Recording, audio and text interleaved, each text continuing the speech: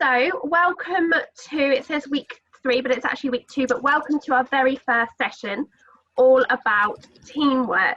So as those of you that were with us last week know, every Tuesday we'll be introducing you to a different employer from the local area, and each week we have a theme that is a key skill that whatever it is that you end up doing, you're going to be needing to help you get on your way and to ultimately to get that dream job. So the session outcomes for today, what we're hoping to do is to give you a comprehensive understanding and to demonstrate a little bit about what teamwork is and the principles of working in a group. We're going to identify how teamwork is essential for the future me, or the future you in this case, and we're going to speak to someone from, well, we're going to speak to Jacqui, who you've just met, who works in the advanced manufacturing engineering sector, and we're going to be finding out a lot about who she is, what she does, who else she works with, and why teamwork is so important to what she does day to day. And we are going to have a chance to ask her questions as well, and you guys are going to get an opportunity to sit and to think about where you're at, how are your teamwork skills, what are the areas that you need to develop, and that type of thing. So what I would just like to ask you all to do first and foremost is I'm going to open the chat, and would anyone be able to give me an example of when it is that you've used teamwork? Whatever the example is, whether it's in a part-time job, whether it's at school, can you just type in the chat a time when you've used teamwork, and let's kind of see what we think as a group. Oh, in a football match, that's a really good example of when you might work as part of a team. Problem solving, Amelia. What particular types of problems? Yeah, part-time job, programming, group projects, dance. Oh wow, we've got loads of examples and loads of extracurricular stuff. Well done. But this is the point. So I've got lots of kind of people saying school presentations, school projects. What I really want you to do is to drill down and tell me about the specific element. Was it that you hosted a meeting? Was it that you produced a poster? Was it that you produced a science model? Really try and think of the very specific example of when it is that you have used teamwork. Because by talking about those really specific examples that we start to highlight the best part of ourselves and what it is that we can do.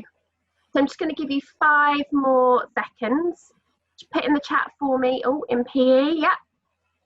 3, 2, 1. Ah, that's a fantastic example. So we've got in orchestra, you need teamwork to listen to each other. We've also got a really specific example about researching and working as part of a team to explain a science model of DNA. Perfect, brilliant. This is a really, really good start.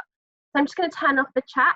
All of your comments will go to one of our hosts directly, but don't let that stop you from putting in your questions as and when you've got some.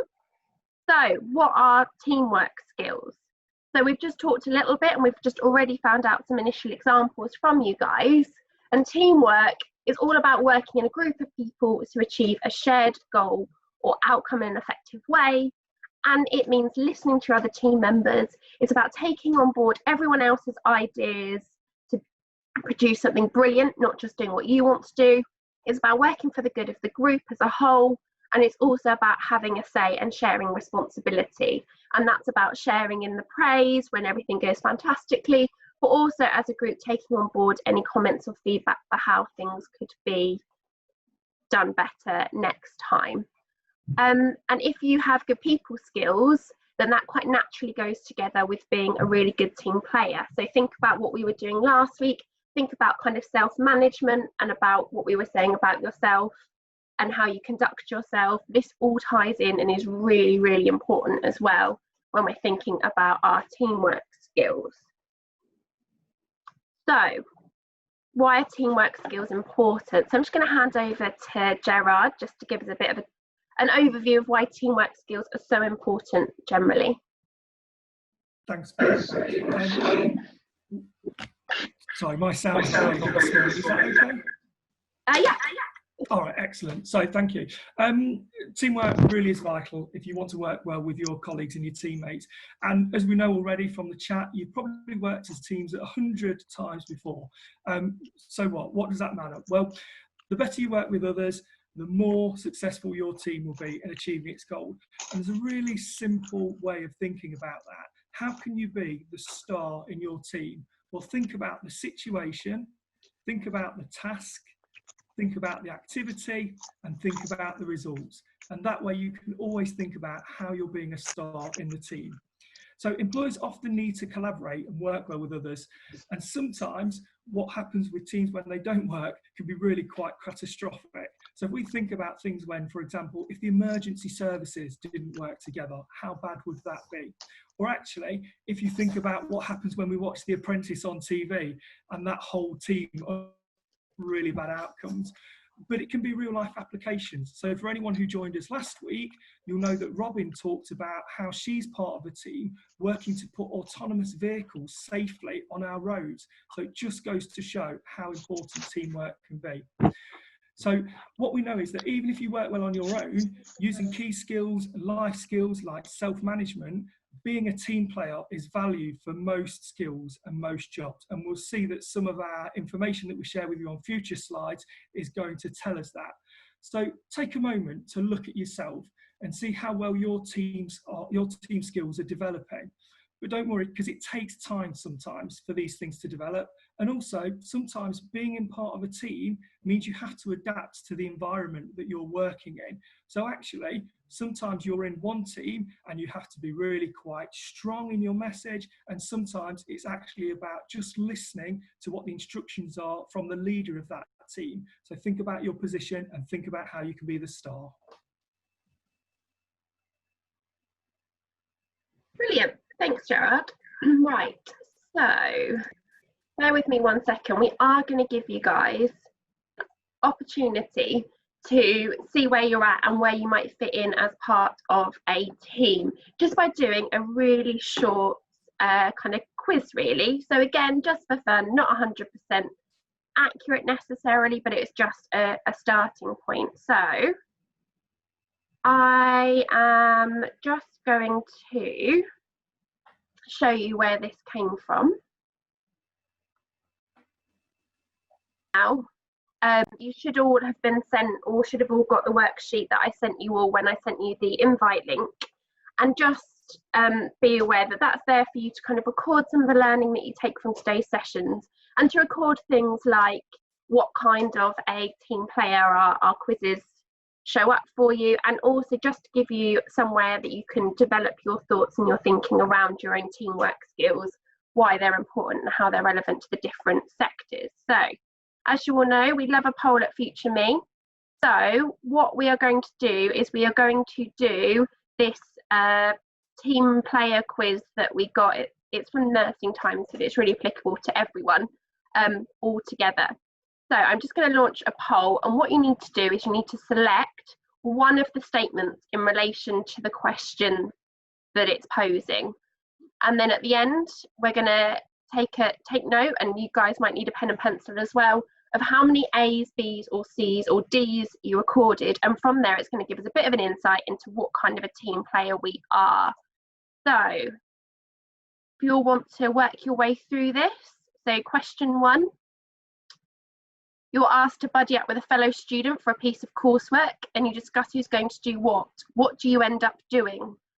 Are you the person that if you want something done properly, you'll do it yourself and you'll do it for the whole team? Or B, there's so much to do. Do you leave your workmates to do most of it? Or C, taking charge of your course, you dish out who's going to do what, decide on what you're going to do and pick the work snacks as well? Or D, do you come up with a plan of action together and work closely on each section? 2 heads are better than 1. So, like I said, for each of those questions, just go through and pick A, B, C or D. Which one of those do you think sums you up the best? It's completely anonymous, guys, just for fun. And once we've gone through, once everyone's done this poll, I will let you all know kind of what it means if you're an A, a B, a C or a D.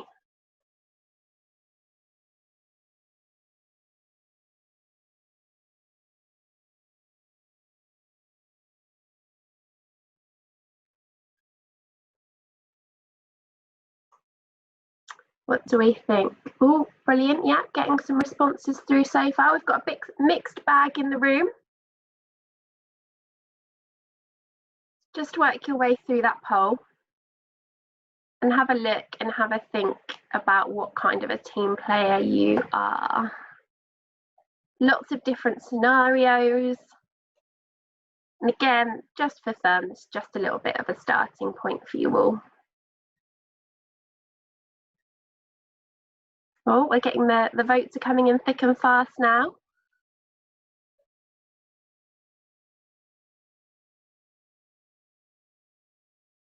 I'm going to pick on my lovely co-hosts, Gerard and Nicola, to perhaps share whether or not they were mostly A, mostly B, mostly C, or mostly D once the poll has ended.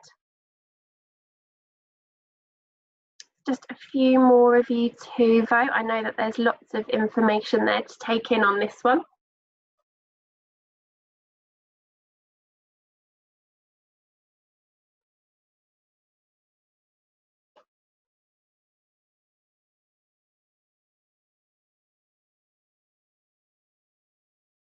Oh, we're nearly there. We've nearly got responses from everyone. Oh, very good all-rounded group.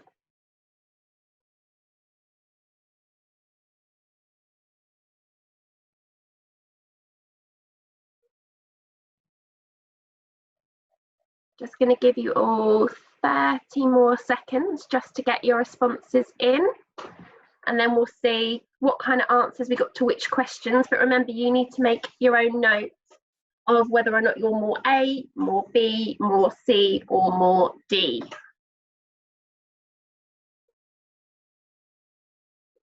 10, 9, 8, 7, 6,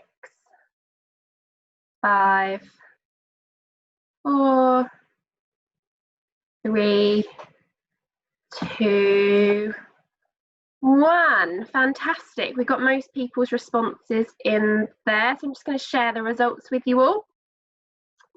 And we'll just have a very quick kind of sweep through. But question 1, a lot of responses from people saying that they'd kind of fall into that D category. That would be how they'd react to that situation.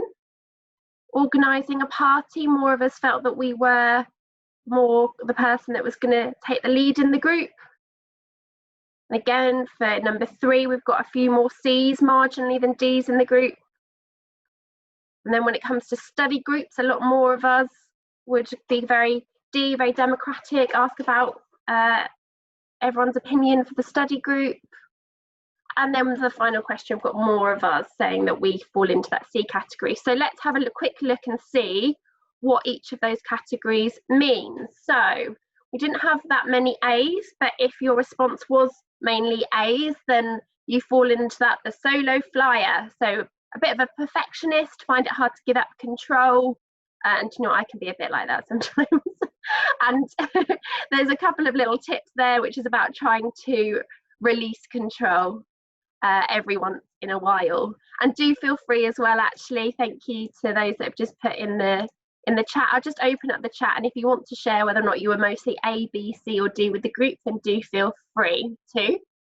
If you came up as being mostly B's, then that's come out as you being the backseater. You hardly ever volunteer, you'd rather leave work to everyone else, and you're constantly being told off for being lazy.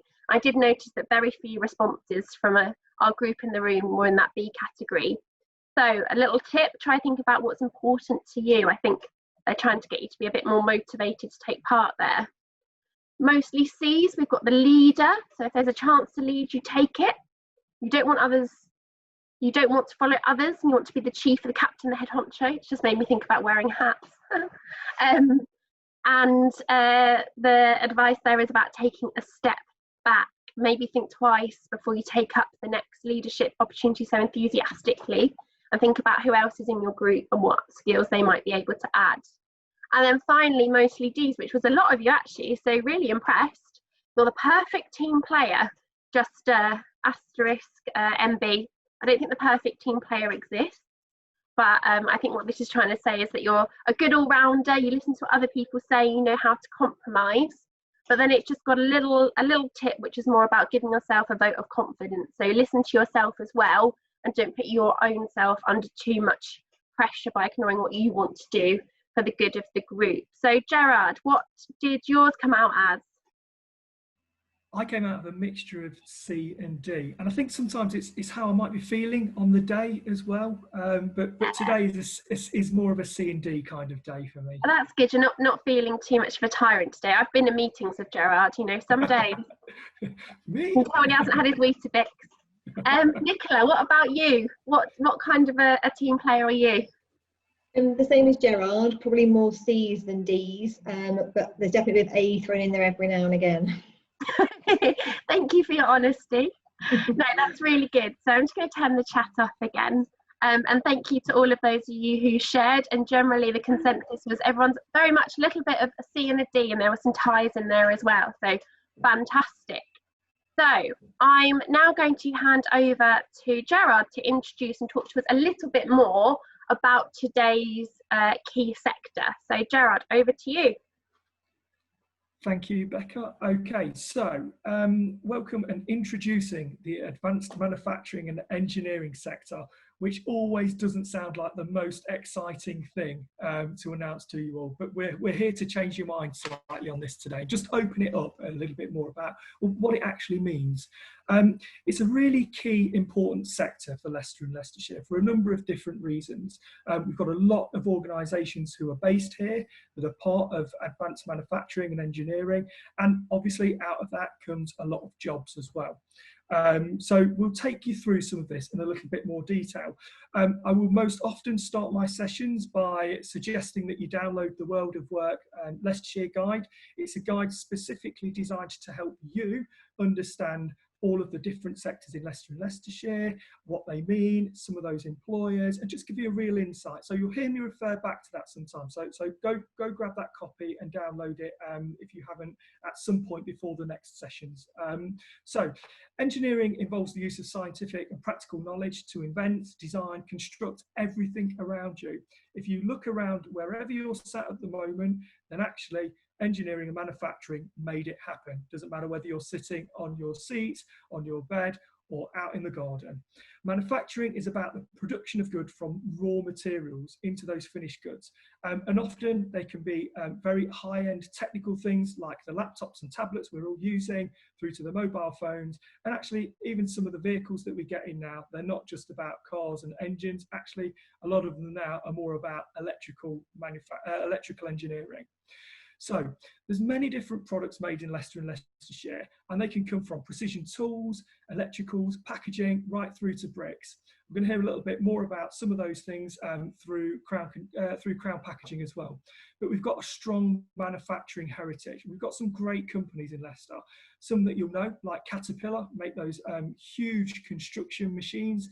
Some that you might not have heard before, but are actually global players, like Winbro, Obi Plastics, or Morningside Pharmaceuticals. But what we do know is that technical knowledge is used to improve the processes and give companies a competitive edge. So many different products in Leicester and Leicestershire, and some of those are actually part of what we call a supply chain. So it could be, it's a nut and it's a bolt, but it could be the one that keeps the wings on the aeroplanes or the wheels on the Rolls Royce.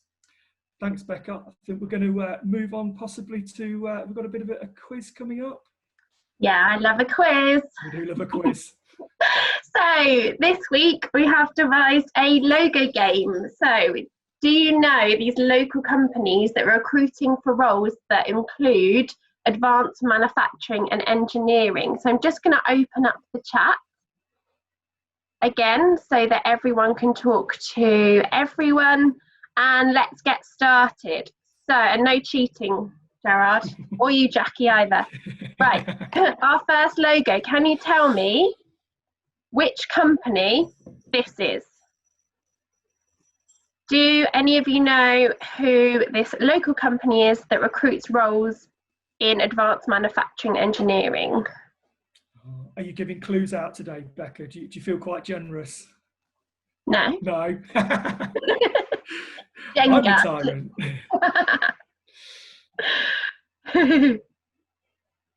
Jenga, no idea, no idea.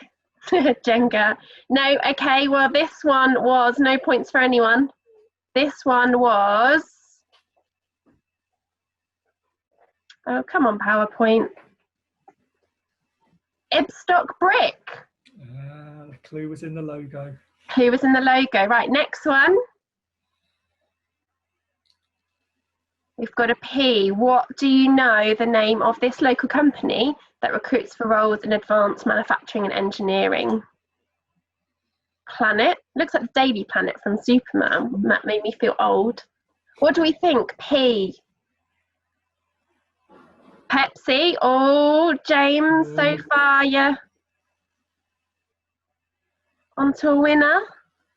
Okay, I think James was close. We'll give you that, James. It was PepsiCo. So PepsiCo, well actually, Gerard, you can explain this better than I am. I can. Okay. So, I mean, most people know Pepsi. You've probably handled a can of Pepsi, but actually they've got a number of different brands under there. So Tropicana in terms of making the juice, Quaker. They are based up at Beaumont Lee sites as well. So they're one of our real key employers. And again, it's a little bit like the logistics operations we spoke about last week, 24/7 operation. Fantastic. Right, next employer.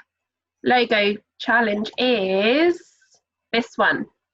And actually, I will give you a bit of a hint. You will be meeting someone from this company later in the week. So this will also be a good test about who's read the Future Me overview. Samworth Brothers are on the first guess, Jamie. Very good. Excellent.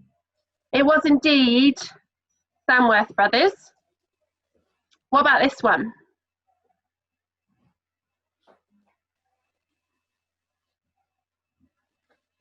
Who is this? No, guys, Samworth Brothers was like so 10 seconds ago. Who's this new employer logo? I don't know. No, to be fair, this one is really hard. This one was Cavendish Nuclear, who sit under, oh, I've forgotten, Gerard, that's embarrassing. In terms of the organisation that they're part of? Yes. Do you know what? I can't remember the organisation, but effectively their focus is very much around safety in the world of nuclear and nuclear energy as well. But I can find that out. Fantastic. And then I think this might be our final one. Yeah. Who is this? Whose logo is this? Hilton. To be fair, I would have said that, but it's not. Any more guesses before I go for a big reveal? No. It's Norton. Gerard, who are Norton? So Norton are local manufacturers of motorbikes. Most people will know, a lot of people will know that in Leicester we've got Norton and Triumph, but yeah, Norton are high performance motorbike engineering organisation, right through from design to manufacturing. Fantastic, brilliant. So that concludes our logo game. That was fun. And just to introduce a few kind of roles that sit within some of those big companies, Gerard, what have we got? Yeah, so roles in demand, it's such a big sector, but these are just some of those that are more interesting to look at as well. So electrical and mechanical engineering, aerospace experts, so we've got quite a big aerospace presence, and production managers, again, making sure that everything sort of moves smoothly along the whole planning production process. IT is such a broad area. We could spend most of the session talking about the IT jobs in there. Production engineering, one that's increasing, 3D printing, how that all comes together. Technical consultants, so individuals who actually not always work for that organisation. Let's pick on Norton for an example, but they might have a specialist area that those businesses only need every now and again, so they will consult for that business. Machine programmers, numerical computer programmers, and I think all of these jobs that we're talking about here they all need innovation, they all need creativity, and actually they're all jobs that start off here in Leicestershire, but quite often the opportunities that come out there can see you working globally as well. So you might start off here, but who knows where you could end up working across the world.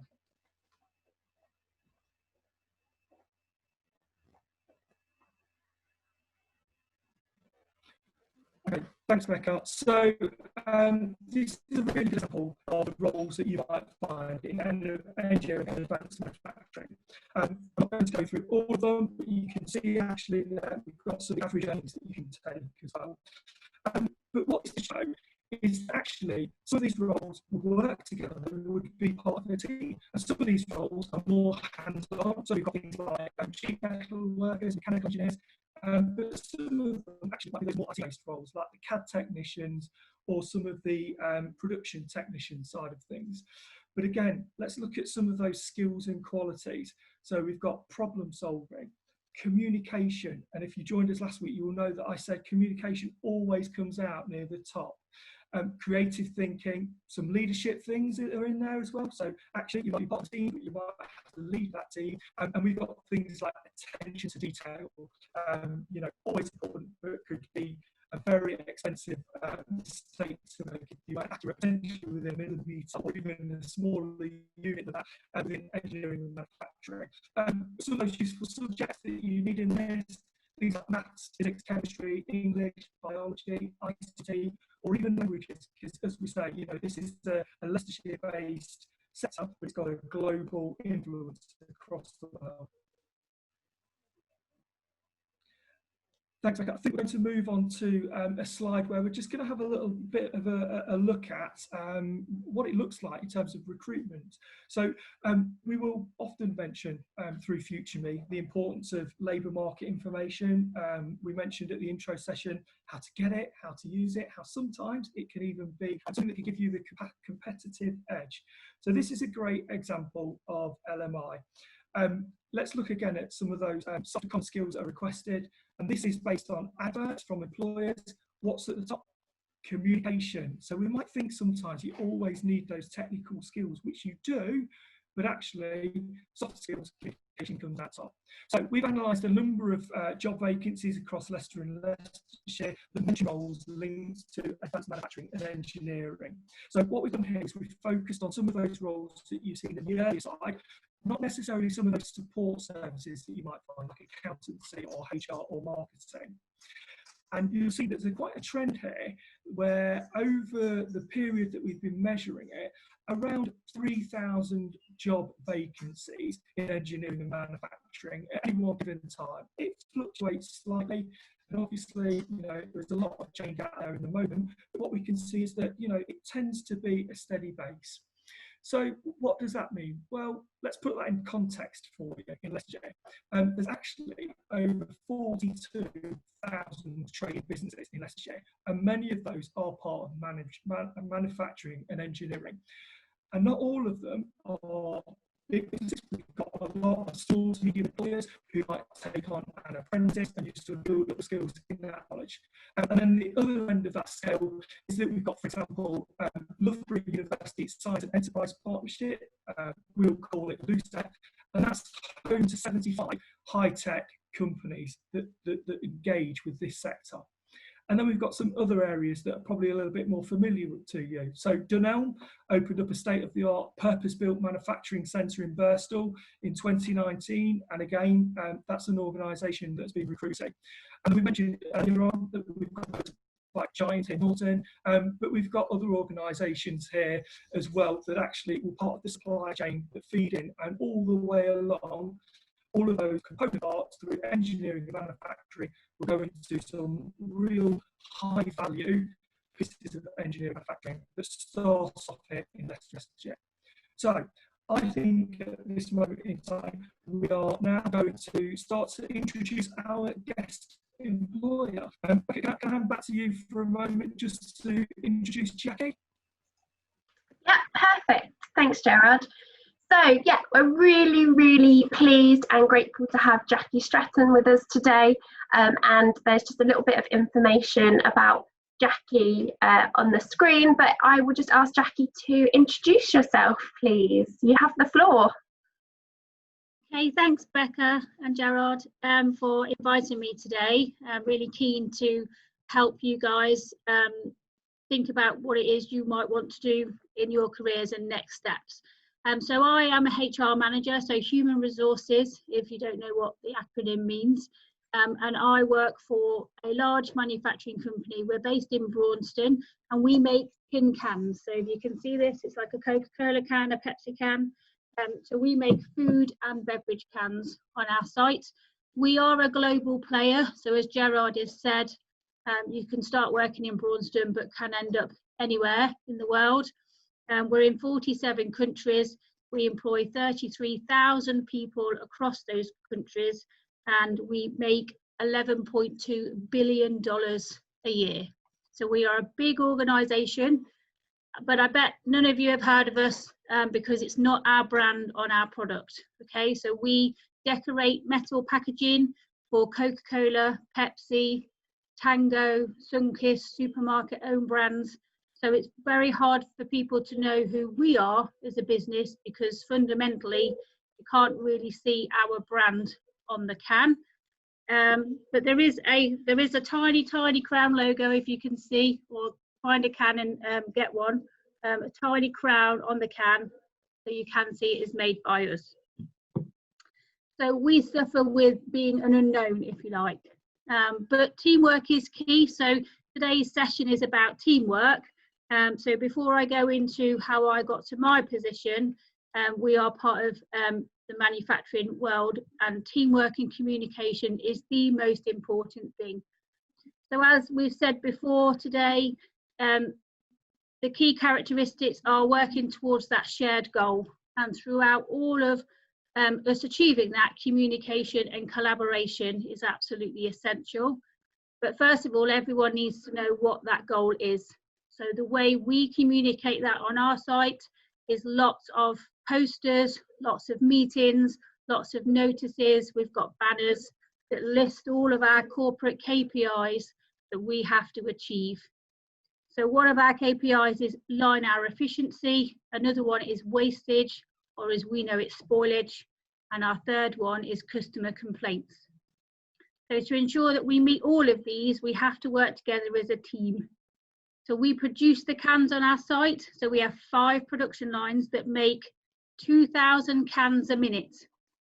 So there are 7 to 9 people per production line, and they have to work as a team, because if they don't, we don't make those cans. It's all about the speed and the volume for our business. So if one part of the line goes wrong, it has a massive impact on the rest of the line. So communication in a noisy environment is quite difficult, but is essential. And that collaboration, that trust, and that teamwork is absolutely critical. Someone mentioned a football team. So it's a really good analogy. We use it a lot. Sometimes you have to tweak what people do in their roles to get the best out of them. So on a wider management piece, quite often we're looking at whose skills lie where. So who's the best problem solver to work with someone who can bring out their knowledge to actually fix the line quicker so that we can make those cans. Okay, so collaboration is absolutely key. And the other thing is managing your expectations and other people's expectations. So I often say the best way to get on is manage your manager. So work out how they operate, what they like, what they don't like, and work within those parameters to get the best out of yourself and therefore for the company. But that applies to peers, that applies to teammates, that applies to your immediate supervisor and also yourself. Accepting someone's flaw rather than working against them actually makes for better team working.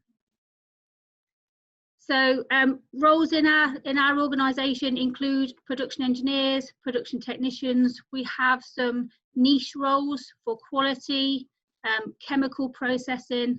We have electrical engineers. So everyone brings their own skill base, but everyone's job is important as the next person. So whether you're the boss or the apprentice, we all have the same contribution to make in a different way. So it doesn't matter what level you're at in the organisation, everyone's as important as each other. Everybody's got ideas to give, and as long as we listen and incorporate those ideas and pick the best solution for that problem or that issue. So it's not about someone being the know-it-all all the time, and it's really important that actually as part of the team working skills you're able to bring out the quieter ones.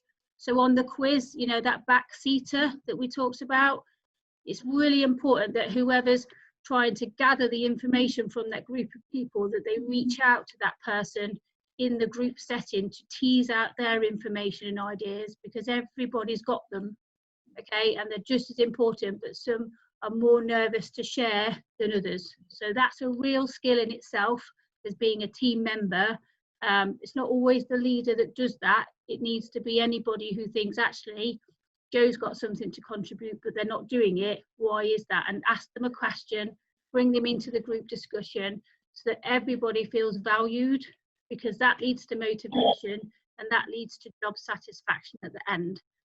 So team working is key, and the bread and butter of that is the effective communication that Gerald mentioned, you talked about last week. So how did I get into my role? So HR, you think, well, that's not manufacturing, but every organisation needs people, and human resources obviously helps harness the right people in the right job at the right time, which again affects our ability to succeed. So I don't look at HR as a silo, so we don't work in this is HR, this is manufacturing.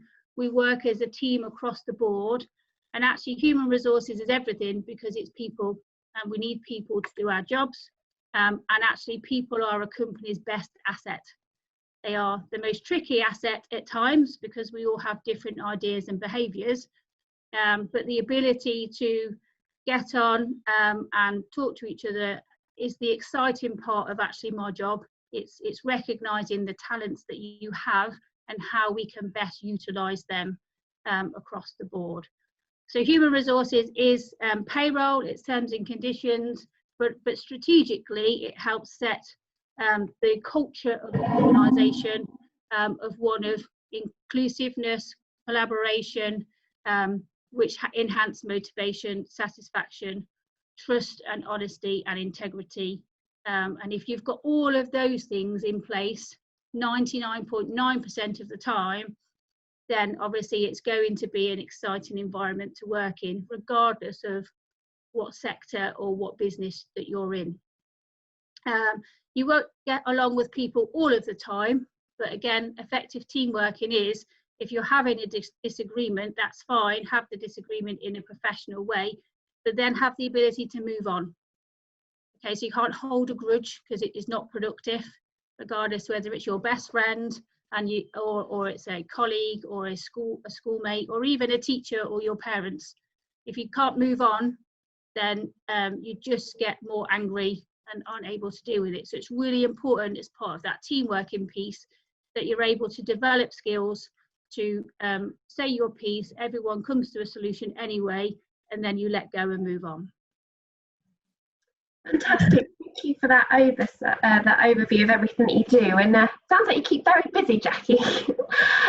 So to all of our participants, like we've said to you, Future Me is all about you and giving you guys the opportunity to ask questions. So the chat is now open, so please do any questions that have popped into your head, things you want to know from Jacqui about any aspect of whether it's about Crown and the company that she works for, her role, or the insight that Jacqui's just given you into how teams work in a business. Please do put your questions in the chat. And just whilst we're waiting for some of your questions to come through, Jacqui did kindly as well share some fun facts with us. Are you happy to go through those now, Jacqui? Yeah, can do, yeah. Perfect. So I put them on a poll. I love a poll.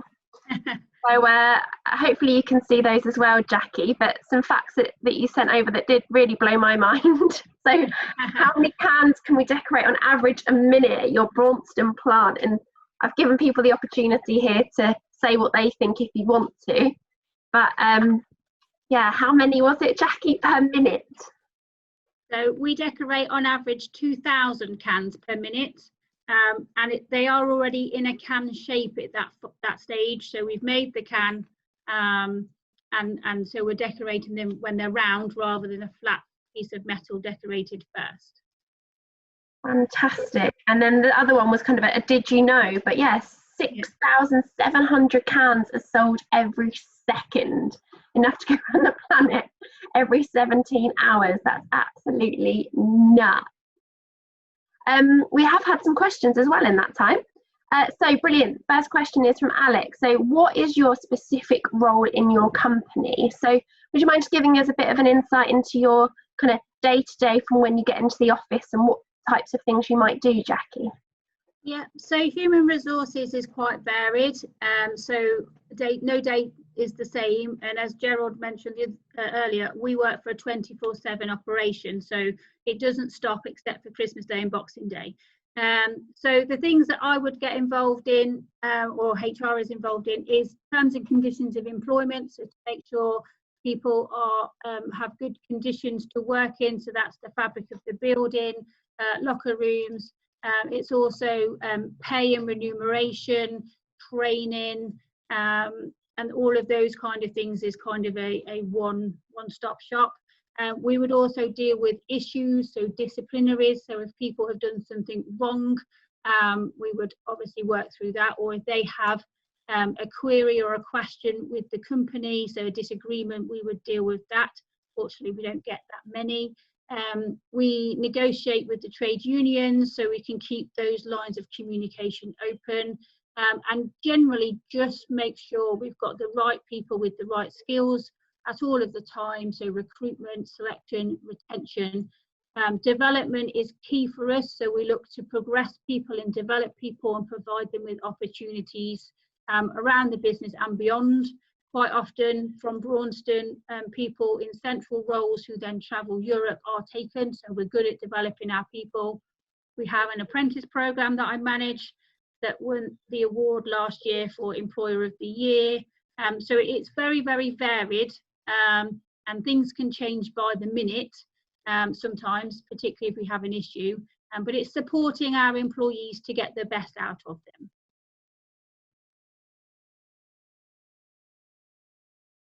Oh, I can't hear you. Sorry. An interesting question from Tarnpreet, which is asking, would you have to travel far for jobs like these? So for your job and for other jobs that you've mentioned kind of happen in your company? So we have 260 employees on our site. So I don't personally do a lot of travelling anymore.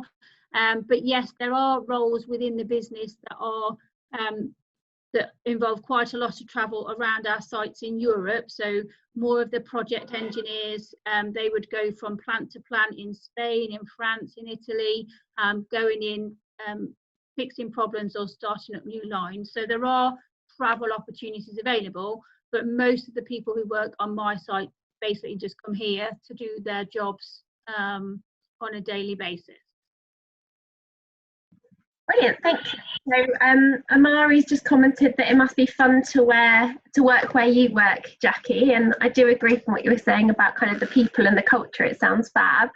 And then Neely's asked quite an insightful question about how did you get into your job, and did you always know that it was what you wanted to do? So yeah, human resources, or personnel as it was known back in the day, I found out about actually after school. So I went to college to do a BTEC in business and finance, and one of the modules, if you like, was personnel, policies and procedure. So that was when I decided that eventually that's where my career lied, because I like to help people, I like to develop people, and it was all, there's very much a strong thread. It took a while to get into HR as a standalone, so I did an apprenticeship in business and administration in the first instance, and then as a HR admin role came available, I moved into HR that way.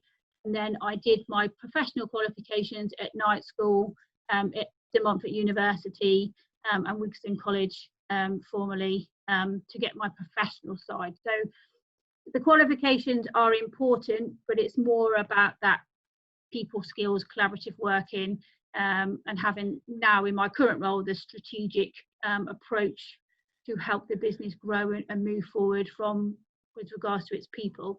But yeah, absolutely, I made the decision at about 18 after I did my A-levels to do personnel or HR now. Awesome, thank you. So keep your questions for Jacqui coming, guys, and whilst we wait for a few more of you just to put down some of your questions in the chat, let's go back to your fun facts. So how many variations of Coke are there was the question that was asked, and 46% of people that answered thought that there were 19 variations of Coke. Jacqui, are they in the right place? Yeah, there are now 19 variations of Coca-Cola. And we, now the tins are with a coloured line around the edge, so you know what flavour you're buying. But we make all of those SKUs, they're called SKUs, for Coca-Cola. Currently, we have about 350 live SKUs that we make across the board for all of our customers. But yeah, for Coca-Cola in particular, there are 19 variations of red Coke, not Diet Coke or anything else.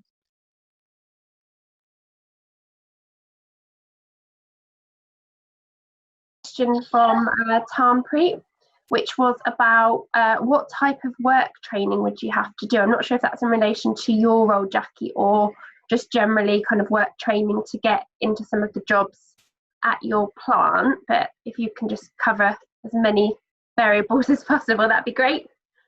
Sure. So the roles in the plant are essentially mainly mechanical engineers or technicians or maintenance technicians.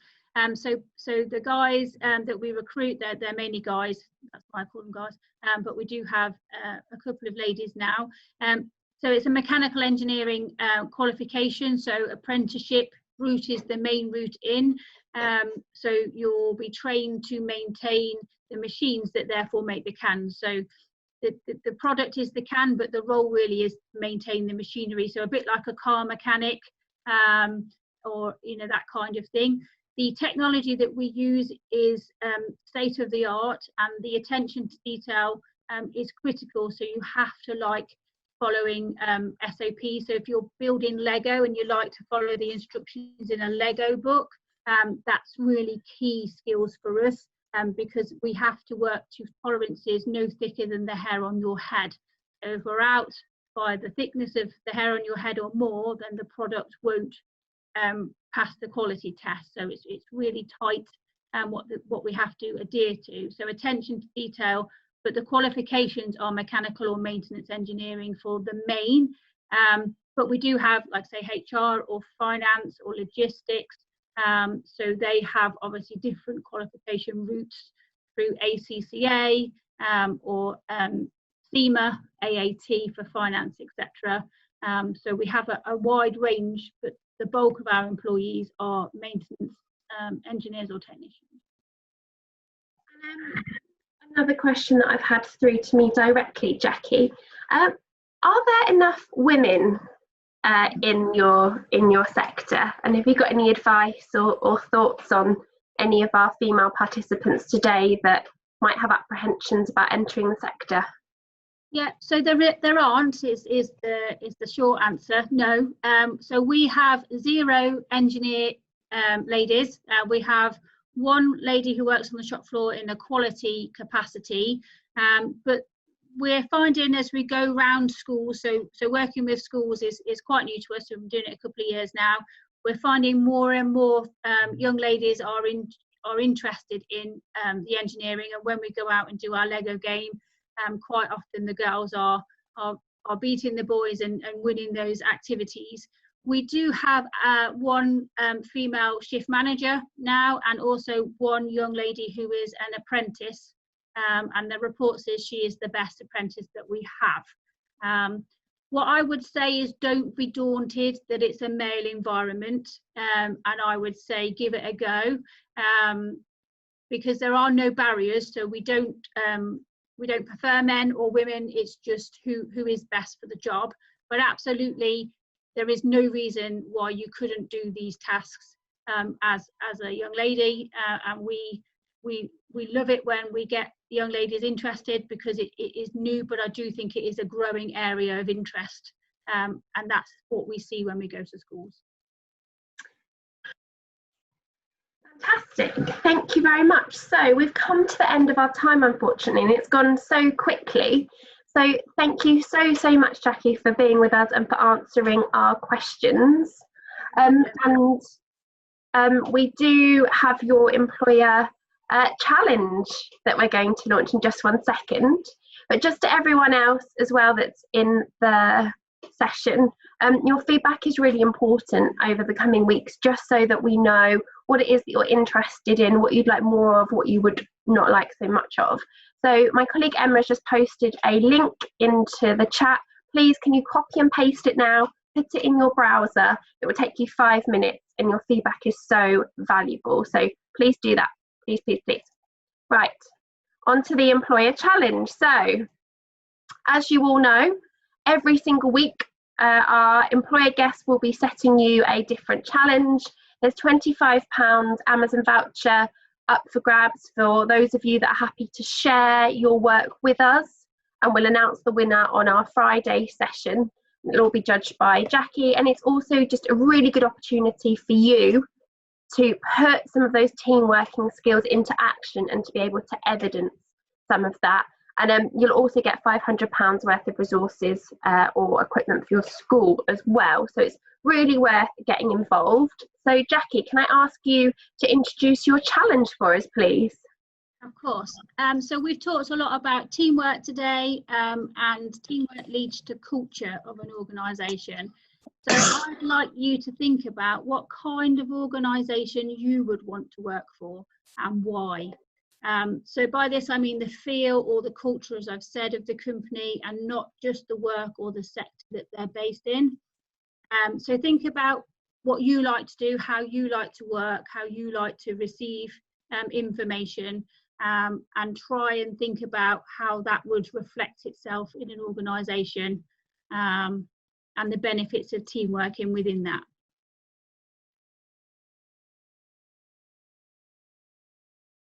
Brilliant, thank you, Jacqui. And so we'll be presenting the winner, like I said, at the beginning of next Friday's session. Talking of feedback, I did have a little bit of feedback last week about you guys being able to access the session, or sorry, the challenge after this session's ended. Take a look in your emails. I'll email you all straight after this session's finished to let you know what the challenge is, and I will also post the challenge on the Pathways website, so just go back to where you registered.